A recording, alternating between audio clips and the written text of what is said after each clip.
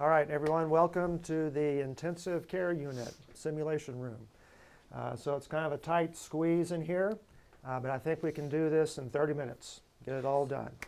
All right, and the thing is, unfortunately, you're not going to be able to practice. So this video will be on the intro Moodle site. We also have a video of a student from last year who did a pretty good job with this. That's on the site that you can look at. But it is the case that often in physical therapy, you come across something that you haven't seen before and haven't done before, and you have to just use what you know and figure it out. So that's part of what's going to go on here. All right, so we have a high fidelity mannequin here. So the cost was in 6 digits. So he can do a lot of stuff that you're going to see in just a little bit.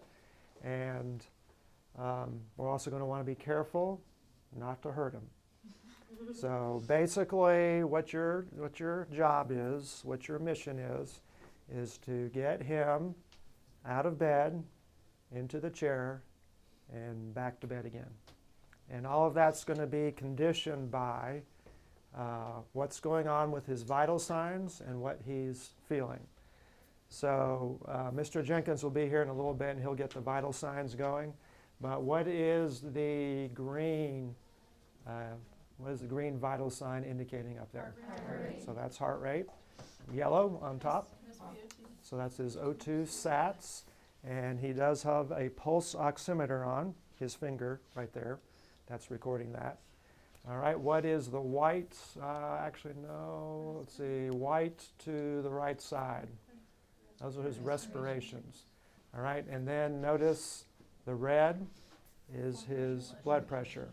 Now, everything except blood pressure will be real time. To see the blood pressure, you're going to have to push a button that Mr. Jenkins will show when he gets in here. Oops, is he back there? Mm-hmm. Okay, so he's getting it set up. So every time you get blood pressure, there is a button that you're going to have to press. That beeping is going to be on, so it'll be like a real intensive care unit. All right. You notice that he has he started breathing? Okay, so he's blinking, he's breathing, and he talks too. He will talk to you. So Mr. Jenkins, and he'll do stuff like that. So Mr. Jenkins and I are in the control booth controlling all of that. All right. I'll make him vomit, but it's not. All right. So I will be demonstrating the PTA role. Mr. Jenkins will be demonstrating the physical therapy aid role. When you're the PTA, you need to be in charge. So sometimes what we see going on is the aide kind of takes over. And it's fine for the aide to point stuff out, to say, hey, do you want to do this, or whatever. But the PTA needs to be the one who's directing the session and who's in charge. All right, so when it's your turn, what you're going to do is you're going to come up and you're going to check with Mr. Jenkins or me. We'll be the nurse, right? Because you're going to check with a nurse before you work with anybody in intensive care. So you're going to check with us. We'll tell you a little bit about what's going on with the patient. And then we'll tell you it's okay to start working with him. All right, then you're going to knock on the door. And you're going to wait for him to say, come in, before you come in. Now on this table right here, you're going to wash your hands with the sanitizer. And then we have gloves over here. These are the gloves that the nursing department had. But I think they're pretty old because I ripped through a couple of pairs of those. So I brought in some of our gloves. Oops, that's me. Actually, here's my one. So you're going to put on non-sterile gloves to do this. All right, and then you're going to introduce yourself to the patient. And the patient does have a name. By the way, evidently the skin of the patient doesn't react well to human skin. So you really want to make sure you have gloves on when you're touching him. Which you would anyway in intensive care. You know. I don't know what it is with gloves lately. I don't like you. Maybe these are kind of old too. All right, our patient has a name. How do I find out his name? Hey, what's your name? Okay, so you probably had checked before you came in with the patient's medical record, but he does have a band on right there. Can you tell me his name, Lauren? So this is Mr. Wallace. We're going to address him as Mr. Wallace. So I'm going to come in and say, hello, Mr. Wallace. I'm Joey Jeffers. I'm a student physical therapist assistant. This is Keith Jenkins. He's going to be helping me. How are you doing today? And Mr. Wallace is going to tell you how he's doing today when you ask him. All right, what if he says he's not doing well and he doesn't want to get up? You don't want to just ignore it. So you might give reasons, like you might ask, why don't you want to get up? You might say he's not feeling well, so there might be a need for some reason. Well, you know, Mr. Wallace, if you stay in bed, you're going to get even more deconditioned and weak, and it's going to make everything really tough for you. So it'd really be good for you to get out of bed and start moving. So something along those lines might be needed. All right, so one of the things you want to do is get a baseline vital signs. So still working on it, Keith? Trying to get that alarm to shut up. Oh, I kind of like it. Oh, I'm on the wrong one. You want that on? Oh, you mean the beeping? Yeah. Yeah, let's leave the beeping on. All right, while he's working on that, let me show you some things about this mannequin. All right, by the way, he just turned on the blood pressure, so it makes the sound of a blood pressure cuff. He does have one on, so I'm going to go ahead and get it. You can take manual blood pressures with this mannequin, and it really gives you sounds, but you won't have to do that. Ooh, what's going on here? All right. So he'll be having the automatic blood pressures. So we'll go ahead and keep the cuff on him.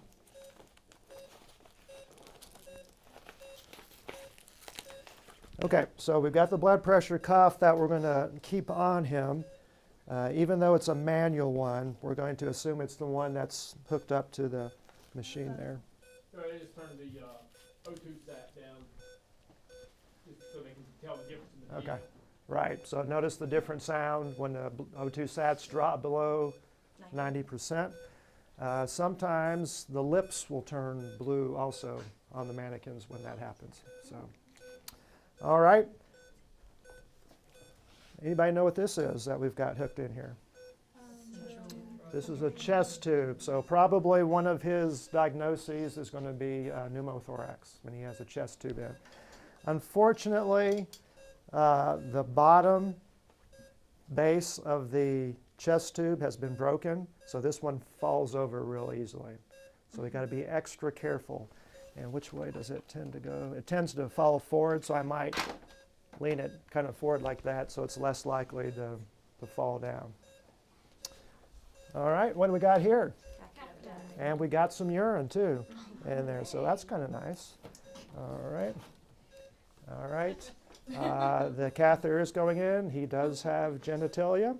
All right, so we don't want to pull that out, do we? No. Okay. All right. Now, we've got some lines over here. This is actually the power cord. But we're going to assume that's one of the lines that we need to deal with on there. So we need to watch out for that. What do we have here? Nasal cannula hooked into the wall, which is very common. So he has oxygen flowing through there. And we're going to try to keep that on there. Did we put a new tube on there so it's long enough? Okay, all right. And then what do we have over here? So we have an IV we have an IV line there. It's actually going into a funny place. It's on the posterior side of his shoulder there. So we're going to have to be careful not to pull that out. All right, so I think, did I get all the tubes? All right, so one of the things that'll help you is to have as much room as possible. So I'm going to move the bed even further that way, so y'all might want to move out. And you'll notice when you unlock the bed, so there's an orange pedal I have over here, and I'm going to lift up on it, and you notice the little whining sound goes off when you do that. So, and it'll stay there until you lock the bed back up. Can I get you to throw that away behind me, please? All right, so I'm going to move him over. Give plenty of room, make sure I'm not running into anything. And then once you lock it, it'll turn off. If you don't push it real hard, it keeps whining and it's not really locked. All right. So we have the bed controls. I'm going to flatten out his feet. They're already flattened out. And I'm going to raise the bed up. And so it'll help with body mechanics. Okay. So we've checked vital signs. So we still don't have all of our vital signs. All right, when you're... We should. What happened? I don't know. So this might happen too during the simulation. Sometimes we have issues with things, so we might come in here and try to fix stuff. All right, so what are you going to do if something doesn't look right with the vital signs to you? Get them up anyway? No. First of all, I might want to ask him, how are you feeling? See what he has to say, and then if you're uncertain, what's a good idea before getting them up? Check with the nurse, right? The nurse is right outside the door. A nurse is always close by in an intensive care unit. So what do you think of the heart rate? Looks pretty good. O2 sats? Good. Sounds like we just did blood pressure, so it should come up. Keep in mind with that diagnosis with the chest tube that they're probably going to have not to go below 20 or 30 degrees on head angle because it's a respiratory condition. All right, and we see the blood pressure in the lower left. So what do we think of that? All right, so everything looks pretty good, right? And did you see the button that Mr. Jenkins pushed? So it's the start, stop right there. I'll go ahead and do it again. So that's what you're going to hit every time you want to do blood pressure. Everything else will be real time. All right. Did we have a sheet or a pad for the chair that you know of? Did we bring one? Yeah, we're going to. Okay. All right. So, okay. So typically before getting someone in a chair, we're going to have a sheet or a pad that's there. Notice that he's on one of the blue pads that are right here. So we're going to put that in the chair. All right. So I'm not going to move the chair right next to the bed right now just because I need room to get him sitting up first of all. So in terms of getting him sitting up, what's a good way to get him up, do you think? So log rolling is good. We could do a sitting pivot where we raise his head up and kind of do a sitting pivot. He's pretty stiff, so log rolling seems to work pretty well with him. So the thing about him is we do have some flexion in his knees, but not much, and they're pretty stiff too. So not a whole lot of flexion. He has like till neutral with dorsiflexion.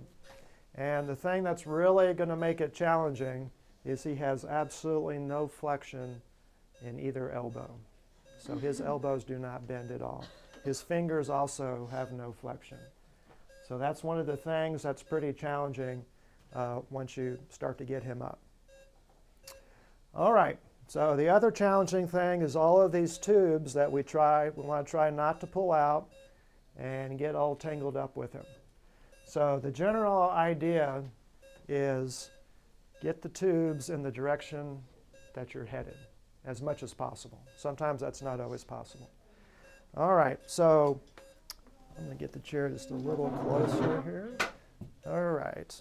Once he gets up, I'm going to move that chest tube to the other side.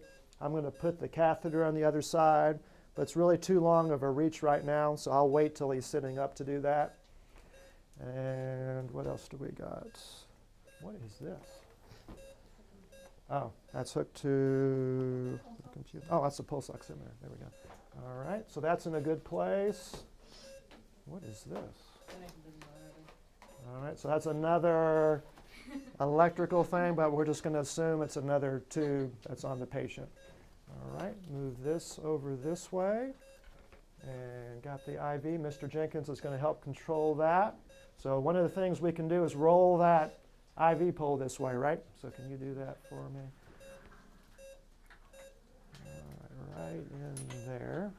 And then the last thing we've got, it looks like, is our power cord that we're going to say is some type of line. All right, and I'm really hoping Mr. Jenkins shows up quick because I'm starting to panic. All right. Here we go. So he's about ready to roll over. Anything else I can do here? So I can get this out of the way, right?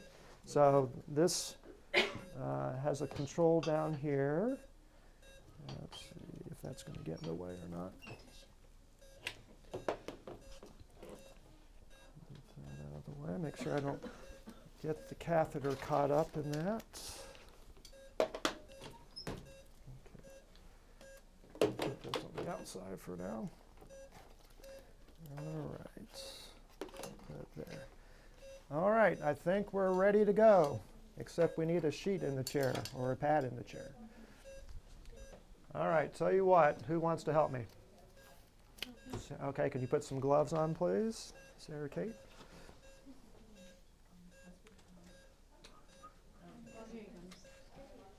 Oh, there he is. This is ours, so we want to take it back. Okay. Tuesday.